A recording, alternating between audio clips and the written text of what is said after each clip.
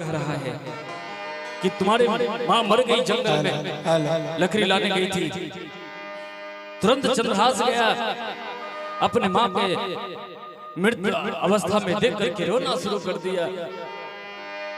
लेकिन ये बाबूजी मर जाने के बाद सिपाही के द्वारा उसी जगह दासी माँ को भी उसी जंगल में जलाया गया। चंद्रहास को चंद्रहास के हाथ से मुखाग्नि दान दिया करके चंद्रहास राजा के दरबार में आया और तुरंत जो ही राजा के दरबार में आया ना, राजा अपने हाथ में खुरपी लेकर के कहा कि चंद्रहास, ओ चंद्रहास, देख बेटा ये मेरे हाथ में क्या है। कभी खुरपी को चंद्रहास नहीं देखा था। कहा कि राजा बाबू, ओ राजा बाबू, आपके हाथ में ये लोहा है, लोहा। तब तो राजा बिना सोचे विचारे आया और चंद्रहास के गाल पर तमाचा खींच लिया। कहा कि अरे पागल, पता होना चाहिए लोहा नहीं खुरपी है, जिससे जंगल को कम कर दिया जाता है, कम किया जाता है। कहा कि राजा बाबू, ओ राजा बाबू, जिस ताकत लगाकर किस गाल पर मारे हैं ना, उसी ताकत लगाकर किस गाल पर मारिए, और इतना ताकत लगाकर के मारिए कि मेरे प्राण से, इस शरीर से प्राण ही निकल जाए। क्योंकि अगर आप मारेंगे, मेरे आगे पीछे कोई कहने वाला नहीं, मैं किससे जाकर के कहूंगा, न माँ है न पिताजी है। हाथ में खुरपी धरा दिया। कहा कि चला जा मेरे फुलवारी में, दिन भर जब काम करोगे ना तब भोजन मिलेगा। चंद्रहास रोते हुए खुरपी लेकर के फुलवारी में काम करने के लिए जा रहा है। जब कुछ देर काम किया ना, पहला दिन था, कुछ ही देर काम तो किया, उसके हाथ में छाले पड़ गए, भोंके पड़ गए। अपने हाथ को देखा, कहा कि जब हम आज जाएंगे ना राजा के दरबार में, राजा के दरबार में जाएंगे और ये अपने हाथ को दिखलाएंगे ना, जरूर राजा बाबू आज रोटी नहीं दूध देंगे, क्योंकि उनके फुलवारी में हम काम आज कर रहे हैं। चंद्रहास आया, राजा को अपना हाथ दिखाया कि राजा बाबू देखिए, आपकी फुलवारी में काम करते करते मेरे हाथ में भोंके पड़ गए हैं, छाले पड़ गए हैं, बड़ी जोर से भूख लगी है, खाना दीजिए ना। कहा कि नहीं, चला जा मेरे दरबार से, जब तक शाम नहीं होगा ना, काम पूरा नहीं होगा, तब तक भोजन नहीं मिलेगा। चला जा। धक्का मार करके अपने राज्य से निकाल दिया और उस फुलवारी में भेज दिया। चंद्रहास रोते हुए चला गया।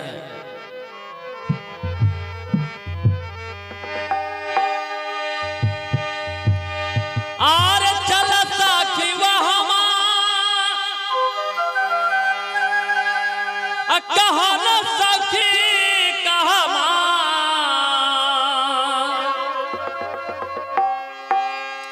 आर चलता कि वहां कहा न सखी कहा ए साधु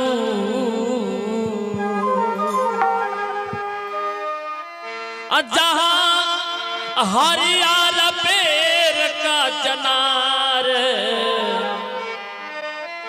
आहो जहां हरियाल पेड़ का चनार, छा नहीं के तहाँ ये साधु, जहां हरियाल पेड़ का चनार,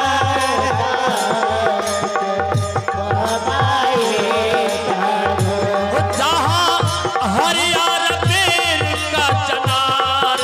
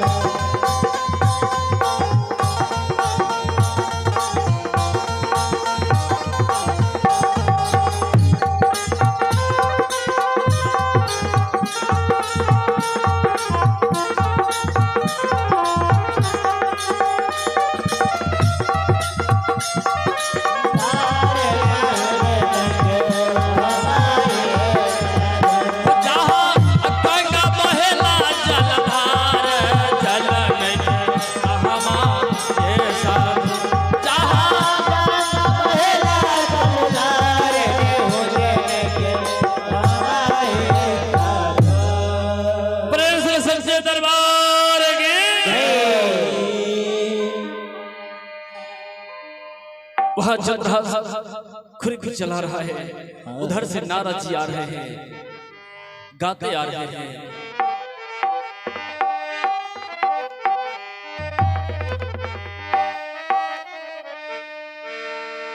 कि भूल नहीं जइहा, कि भूल नहीं जाना अब भक्ति भजन का, अब भक्ति भजन को। रे भैया, रे भैया भटक रहा है, माया में लटक रहा है। रे भैया भटक रहा है, माया में लटक रहा है। रे भैया भटक रहा है, माया में लटक रहा है। भैया भटक रहा है,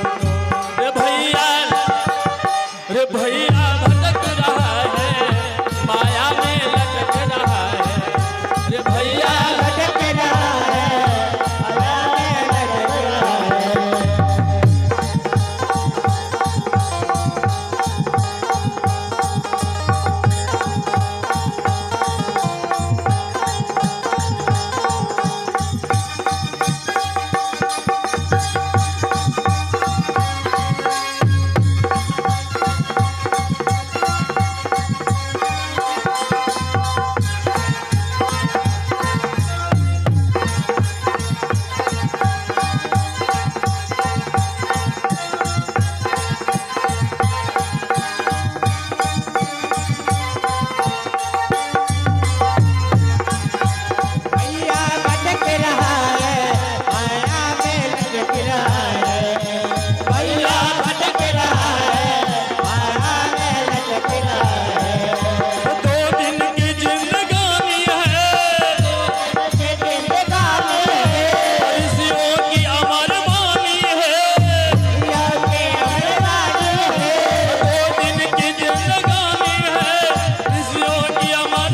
रहा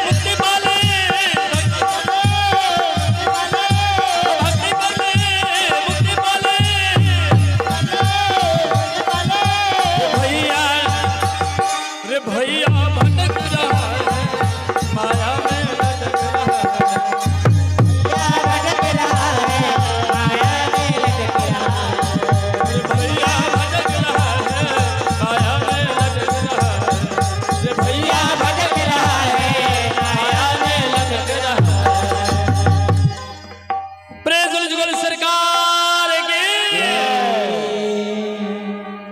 नारद जी को देख करके चंद्रहास कहा कि बाबा, ओ बाबा, बेटा, कहा कि बाबा ये दुनिया, ये दुनिया जो है ना मुझे पसंद नहीं है बाबा, मैं चाहता हूं कि मर जाऊं बाबा। ये राजा का अत्याचार, बाबा भोजन भी नहीं देता है। कहा कि बेटा चिंता मत कर, चिंता मत कर बेटा, भगवान के घर देर है अंधेर ने। भगवान, चंद्रहास के कान में आवाज गया ना कि भगवान। कहा कि नहीं बाबा नहीं, इस संसार में भगवान नहीं है बाबा। अगर भगवान है, इस भगवान से पूछिए कि बचपन में मैं क्या बिगाड़ा था। मेरे माँ मर गई, मेरे पिताजी मर गए, जीने का आधार एक दासी माँ थी, वो भी मर गई। क्या बिगाड़ा था इस भगवान को मैंने। कहा कि नहीं बेटा नहीं, भगवान वैसे नहीं बोलते। कहा कि चिंता मत कर बेटा, सब दुख दूर हो जाएंगे। ए बाबूजी अपने झोली में हाथ दिया, बाबा और शालिग्राम भगवान को निकाल करके दे रही है कि बेटा, बेटा इसे पहचानते हो? काकली बाबा, काके मेरे हाथ में क्या है बेटा? काके बाबा, ओ बाबा आपके हाथ में ये पत्थर है, पत्थर। काके ना बेटा ना, ये मेरे हाथ में जो है ना, इस सारा दुनिया का पूरे ब्रह्मांड का मालिक ही शालिग्राम भगवान है। ले बेटा इसे अपने पास रख ले, किसी सुंदर जगह पर इसे स्थापित कर देना, और राजा जो भी देगा ना, सुखा भोजन जो भी देगा ना, इन्हें भोग लगा करके भोजन करना, 56 प्रकार व्यंजन का स्वाद आ जाएगा। ए बाबूजी का ठीक है बाबा। चंद्रहास इसी समान रोजाना भगवान को भोग लगा करके खा रहा है। जो राजा रोटी दे रहा था सूखा हुआ, 56 व्यंजन का स्वाद आ रहा है। बोले बोले जुगल सरकार की। अब चंद्रहास का दुख दूर हो रहा है। एक दिन की बात है,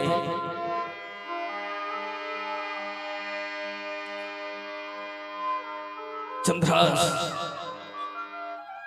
उनके दरबार में थे और राजा धिटबुद्धि अपने दरबार में भंडारा कर रहे थे। सब महात्मा सब आए थे और महात्मा जी में जो सबसे श्रेष्ठ होते हैं ना, उनका नाम महंत जी होता है। महंत जी का नजर चंद्रहास पर पड़ गया।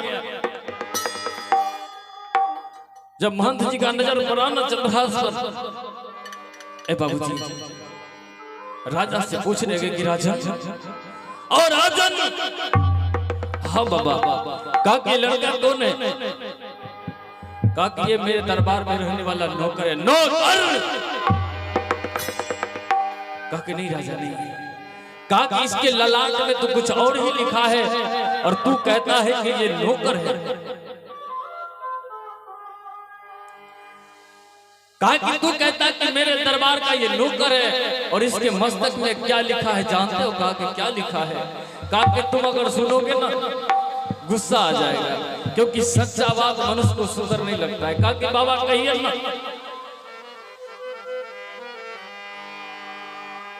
अरे कहे महंत जी राजा सुनो, और ये बालक सुख के रूप है, और एक दिवस में होई यह, और यह तो यहाँ का भूल।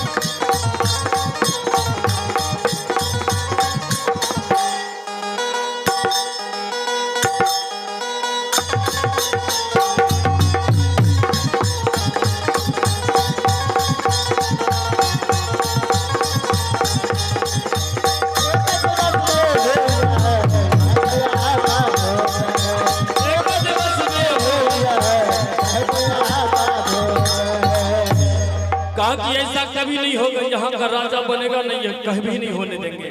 कहा कि सुन लो ना एक बात और है। कहा कि और क्या है? कि कुंतलपुर का राज सुख जरूर इसको मिल जाएगा,